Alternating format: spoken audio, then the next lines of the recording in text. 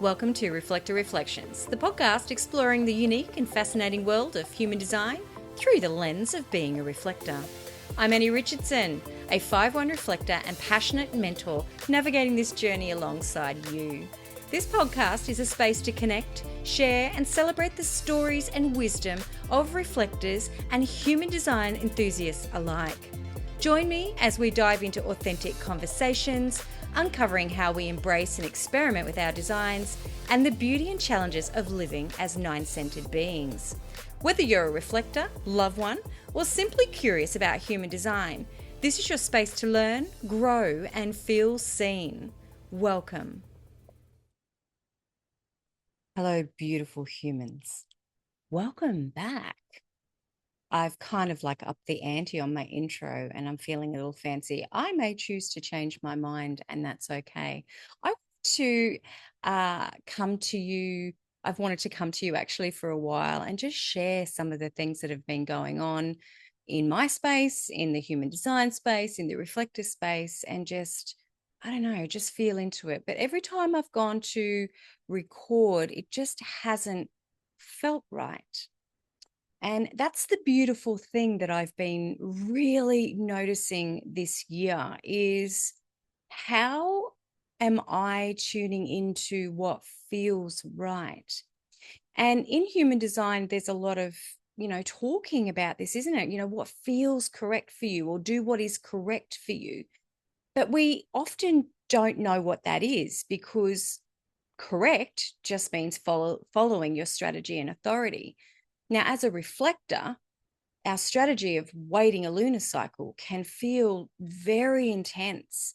It is about the waiting, but it's also about starting to feel into this inner knowingness and correctness, for lack of better words. And when you start to feel it, I think then you can kind of really understand, this is truly what correct means for me in this moment, which can sometimes change the more often you give yourself time to pause. So it's a strange shift that we go through in our human design journey. And, I have a lot of judgments and opinions on that. Hello, North Node and South Node, on, what happens during from an external point of view, looking into people, just looking in and seeing what's happening for people, because it also happened for me. And I made a little bit of a funny about, the 7 years of human design. But it wasn't really funny, because I actually have been in a way living that and watching other people live it. Not that what they're doing is any of my concern, but it is very, it can feel very heady. And the pressure to want to know more and know more and know more, until all of a sudden you realize that you know nothing. And this is an actual lived experiment. But in honoring the simple mechanics, we can kind of start experimenting with that. So it's a very long-winded way of me of saying this is really where this past year has taken me. It's taken me on a lot of retreat, as in pulling back retreat. And it is a part of my design, the gate of retreat. It's taken me on a lot of questioning who I am time and time again. Hello, completely open G center. But in asking myself, who am I? It's more asking myself, what actually do you like? Do you enjoy this? Does this feel uncomfortable for you? Where are you feeling this? And really taking a step into me-ness and understanding, outside of human design, I'm still a person, I'm still a mother, I'm still a wife, I'm still a friend, I'm still a grandmother. You know what I mean? There's so many facets to who we are outside of human design. But how can I explore more me-ness in this space? And exploring more me-ness takes time. Exploring your you-ness takes time.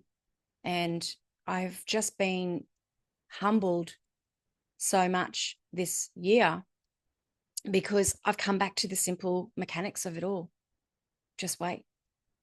Just wait and start to really get in touch with my inner authority, which is my knowingness. So over the last couple of months, I've kind of been throwing it out there and exploring my own, my own fears, my own, can I do this? Can I step up a little bit more and show or not show, but share this with people? And would that be acceptable? Am I doing that in a correct way? So there's a bit of paranoia there, of me going, am I the right person to be able to do this? And the beautiful thing was this year that I realized that nobody's the right person to do anything. And whoever comes along for the ride comes along for the ride. And one of the truest parts of my being is I want to help people, again, fifth line, but also the part of my unconscious sun and earth, which is the 27 and the 28. It is there to help people. My moon is in gate 45. My conscious moon is in gate 45. I need to gather the people. It's a part of who I am. And so as a part of that, I thought, you know what, Annie, get out of your own way and be you, instead of worried about how you may be perceived. And so that's why you've probably seen me sort of like putting a few things out there in workshops and things like that, because I'm trialing it. I'm experimenting and I want people around. I'm, the upper trigram as a 5-1. I am about the other. I am about you. And it's just who I am. And often throughout time, I've probably tried to fight that and go, no, I'm a very, introverted person, and I am. But I also love the connections of being in aura with others. And so this has been a way for me to push past this paralysis of mine of just going, I can show up as me, and I can help guide others through this or mentor others through this, and not teach them, not be that dictator of going, this is how it is and this is how it is. It's more like, I'm inviting you to explore how this may feel for you. I'm inviting you to consider this and allowing the others, you, to enjoy your experience just with little prompts and nuance. And in doing that, I've realized that it's lit me up more than ever. It's like, oh, wow, And what came to me in a journaling episode in mid-year was, it seems so simple. The greatest teachers are always so simple to us. But it was like, I'm a 5-1. Let's talk human design. I'm a 5-1. So I need, at a deep level, I need a really solid foundation to feel secure. There's my one line, right? As a fifth line, I'm naturally outspoken in a way. I naturally will want to gravitate towards a leadership thing or providing solutions. My moon is in gate 45. It's even driving force for me to be in this space. However, I have a lot of third lines.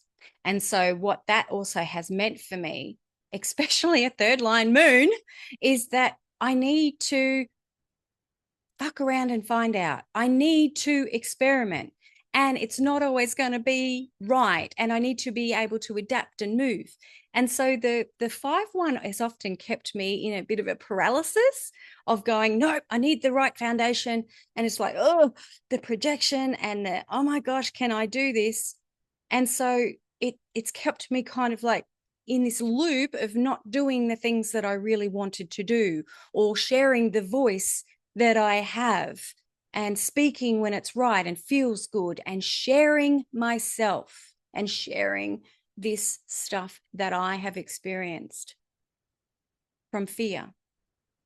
But then when I realized about all the third lines, I thought, Annie, you have to just make not mistakes, but to journey and enjoy it as only a third line can. And that has been the key that opens up all the doors for me.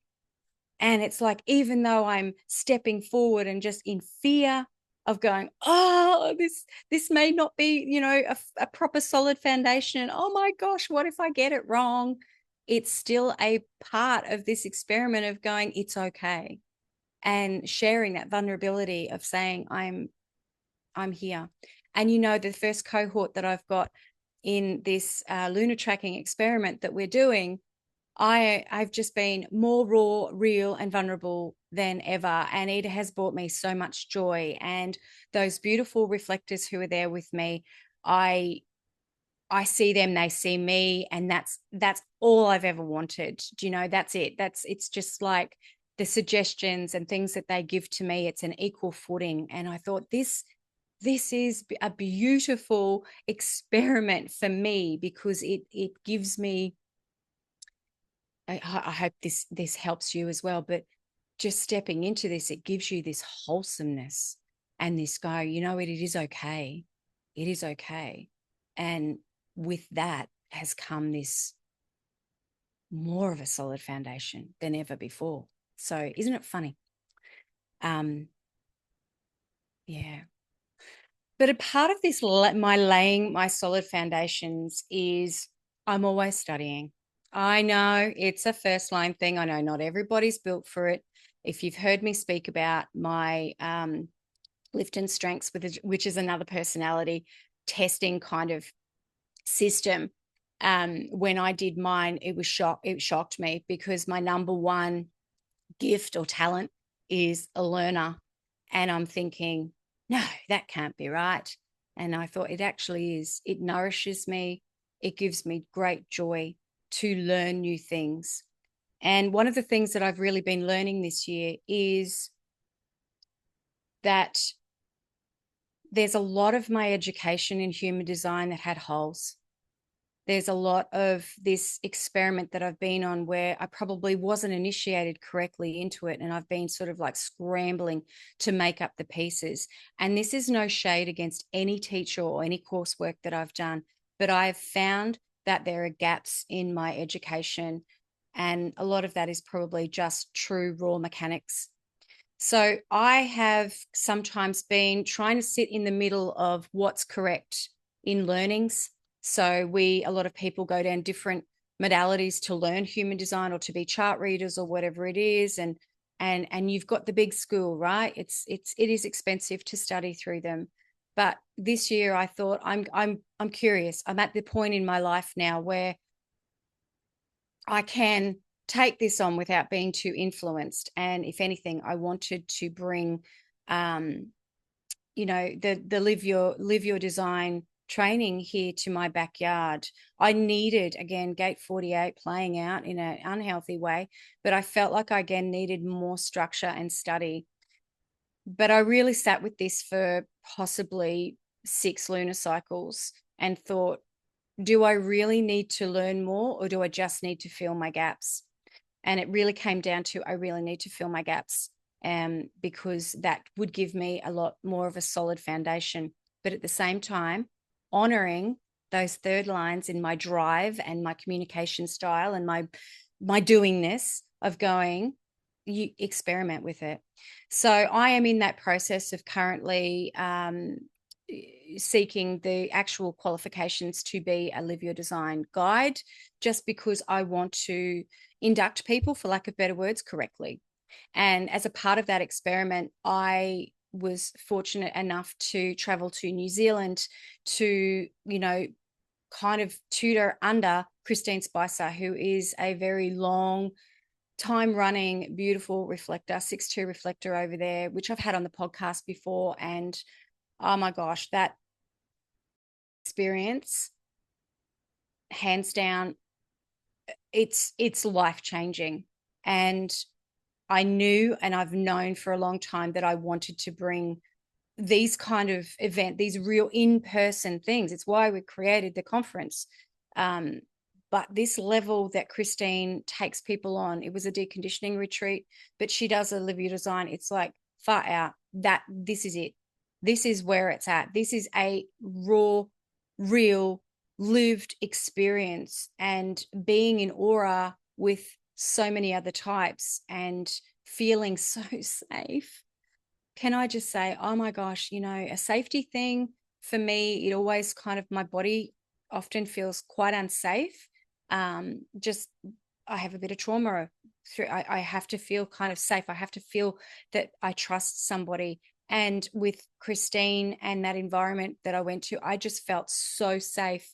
And she just looked after me as only another reflector could. But that whole group, that whole cohort, we had all types there. We truly did. So as a part of that, it was really about stepping into the deconditioning journey. And, I've been doing, as we all do, I think we're lifelong learners. We're doing a lot of deconditioning every day just by, learning human design, just by finding out about human design is a deconditioning trip all in its own, because it's about us scratching at our own space and going, who are you? Who are you? We start that gentle inquiry.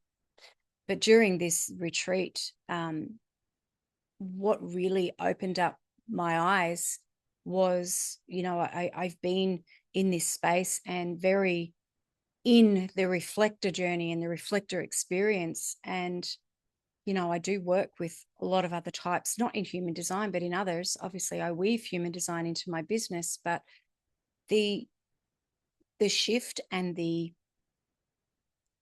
what are the words? It's this compassion there. That's probably the right word. It was just, my heart exploded with compassion and kindness and understanding for the journey of we all take in this, the generator journey, the manifestor journey, the manifesting generator journey, the projector journey. And it just was allowed me to really be immersed with real humans, actively in their experiment. And I still don't have words for this experience, but all I can ever say going forward is get your ass to New Zealand. Poor Christine, she's going to be inundated. But seriously, this is in a way not for everybody, but it is a way to truly embody what human design is about from a mechanical point of view and from a deconditioning point of view. So let me just check my list here, because I wrote myself I wrote myself a list of things that I needed to talk about, because I'd go off on a tangent. I think something that I've just got a note here about, I want to talk about embodiment in human design. And so again, a part of this year that I've been in, and I talk about it a lot now, really getting out of the head, but it's like, well, what does that mean? Because even me years ago, I'm just like, yeah, I'm not in my head, but I am. And it's again, getting into that inner awareness of just feeling that I'm not making decisions anymore. Well, that's not true, because I still am. I'm still learning, but I'm really embracing not making decisions anymore based on what the mind thinks it needs. So, I'm basing my decisions, and I'm really feeling into a lot more, and it's been really noticed for people around me. If anything, I've pushed back a lot on people. My boundaries are probably stronger than they've ever been, which is pissing some people off, but that's fine. My vulnerability and my openness in my heart is just, I didn't think that I could ever feel as much as I'm feeling. And I feel like I've only just cracked it. And I'm like, feels amazing, but it's also quite confronting for people to be around that. So, and I'm very aware of that. And in the past, I'd probably try to dampen myself down a little bit, whereas now I'm like, no, I can also take up my rightful space in this world and align myself with my true essence of who I am. And I can be a pretty bright light. And I know you can too. Something I also wanted to mention here, another note that I have in my little list, is that it's really overwhelming right now in the land of the internet. And, with so much AI driven content, again, it's a very mental process, and I'm not immune, have not been immune to that at all. It just feels like every time I turn around, there's somebody writing this massive amount of content.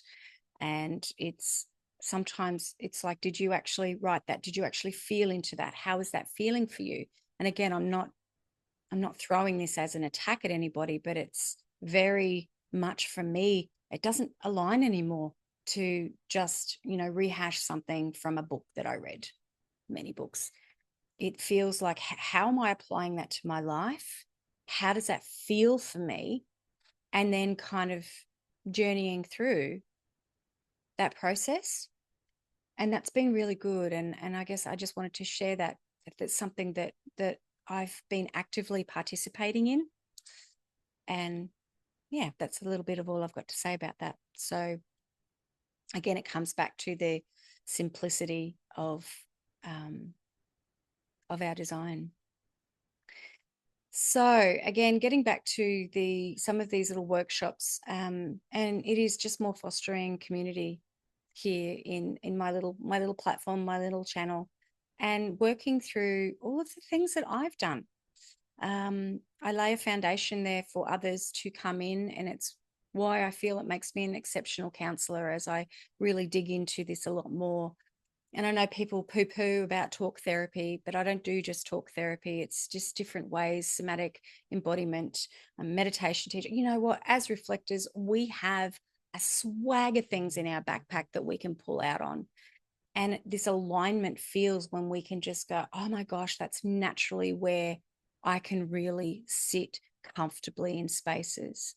And the work that I do, I sit very comfortably in. So I'm opening that up to this community to say I am available. I didn't think that I'd ever do virtual consults and things like that, but some of the clients that I've been working with lately in human design, but also in trauma work and human design, deconditioning work and human design, allowing my registered counselor skills to come out, allowing all of that to come out and talk into this lived experience of being in human design has been just, oh my gosh, it fills my heart with joy. And the feedback that I'm getting from these sessions are just really good, and it feels really wholesome, and I'll only grow from that. And I think this is just a general reminder for you to tap into what you're really passionate about. I think often we can get caught into feeling that human design has to be our bread and butter. I can make a business out of this, I can do this. But it's like, for me, I'm just sharing through my experience. I am extremely passionate about human design, but I'm also extremely passionate about my other work. And how I weave those together makes it a beautiful, beautiful theme to go, I'm going to use this and I'm going to use that. And human design is just another tool in my toolbox. I'm more passionate about this work that I do over here because it's who I am. And the more I dig into that, my design and my chart, and I look at all these things, it just has allowed me to just go, oh my gosh. And another key teacher for me over this year, since May, is Kim Gould. I'm a part of her community, and the way that she's a fellow 5-1, so I feel her alignment and my alignment work, but the amount of information and just deep introspection that I've got from the work that she does. And I know that she predominantly works with asteroids, but it's the way that Kim works with human design and the asteroids and just these archetypes. It is phenomenal. I've explored so much of myself. Like the other week on a call, we were talking about series, and I was really looking into my chart. Well, where does this sit in my chart and how does this show up? And it was one of these huge moments for me where I was gobsmacked, and I'm like, oh my gosh, I'd never looked at this like this before. And this is huge because it gives us this ability to create it more of a story, not a story that we're playing over and over, but a bit of a theme into these underlying aspects of who we are and why we do the things that we do. So it's been a beautiful experience journeying through this year of just stepping into this third line. I want to use it in a third line aspect of just being, I want to play now. Like I want to play to, you know, fill the gaps in my holes and my solid foundation so that I can support, but also still play, come back in and back out and back in and back out, and really relax this attitude that we have to have it all figured out all the time. It's just like, you know what? Life's a playground. Let's play, you know, more than just getting to know ourselves and be our greatest love story. Let's play. Let's play in the world. So in January, I'm going to be running the experiment again. I love the word experiment. I learned that word from Christine, because it's an experiment. It's a playground, and just really holding hand. I'm not guiding or teaching. I'm holding your hand and navigating and giving you these pinpricks of awareness so that you can go, okay, well, how does this feel? How does this feel? Because tracking lunar cycle transits or tracking any form of transits, it's a heady process. So it's like, okay, well, I can tell you that, or I can show you. And I can show you so you are experiencing the transit tracking through an educational front, a lived experience front, a supportive front, but also navigate it your way. And that's what we're finding in the group currently, is we're all navigating this in a different way, and we're understanding all these little nuances. It's a beautiful space. So if you are interested, I'm going to open that up again for January. We're going to start on the 18th of January, but it'll be open in early January for you to get a feel for, you know, just the pre-stuff of, you know, navigating into this, the tools that we're going to use. But other than that, everything's provided for you because it's a lived experience. Anyway, I would really love also as a part of this to, you know, open up the discussion with others to find out, you know, how are you embodying your design today? Like how are you living it? And that might be a bit of an open-ended question, but it could be like, how are you exploring your centers today? How are you exploring the fact that you might be a 2-4 or a 4-6? You know, what does that mean for you? Because you can read anything in a book, and that will be like that will be what you think it is. But what does that mean for you? And this is a really good starting point for anything, like asking yourself, okay, well, I've read now that this is what it means to be a reflector or a manifestor or a generator or whatever. But what does that mean to me now that I've read that? You know, it's comprehension, it's taking it back. What does that mean that I've got a completely open G? What does that mean? So, gentle inquiry is one of our best skills in this journey, and writing that down, because it will shift and change, and that's okay as you deepen your awareness and understanding. So I hope that greets you and fills you with joy. I wanted to also share, there's going to be a lot more podcasts just coming out over the next 2 months, and this is just us ramping up towards the conference here in May next year. And I wanted to bring you a little bit more Australian human design people as we start to like find them. So Australia is a huge country, but we don't have that big of a population down here. And sometimes it feels like you're talking to people in my community and I'm like, oh, they know human design, but they don't know human design, or you're suddenly, or people are just new to it. So I feel like here in Australia, we're a little bit not behind, but we don't have as big of a human design community than those of you do in, you know, in different countries, in different areas in the world. So that was, you know, a big theme for Amber and I into creating the Human Design Conference here in May this year, and we're doing again in May this year.